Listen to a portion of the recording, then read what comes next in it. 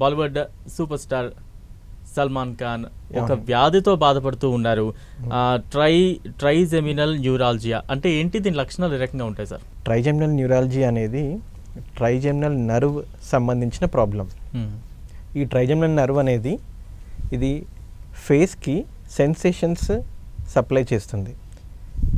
ఏదైనా ఈ nerve related problem ఏమైనా ఉంటే కనుక ఈ ఫేస్లో మనం అబ్నార్మల్గా సెన్సేషన్స్ తెలుస్తూ ఉంటాయి మనకి. బట్ ఈ ట్రైజెమినల్ న్యూరాలజీ ఉన్న వాళ్ళకి 3 భాగాలు ఉంటాయి. మొదటిదేమో పైన భాగం, మధ్య భాగం, కింద భాగం.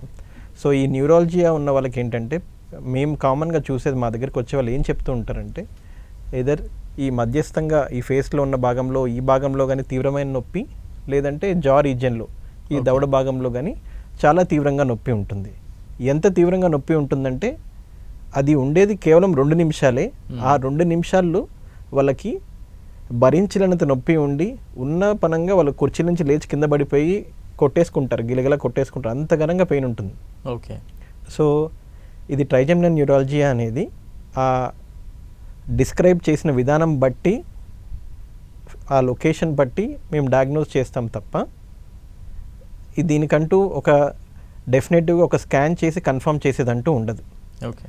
సో ట్రైజెమినల్ న్యూరాలజీ అనేది 1,00,000 మందిలో ఒక 30-40 మందిని చూస్తుంటాం పేషెంట్స్ని.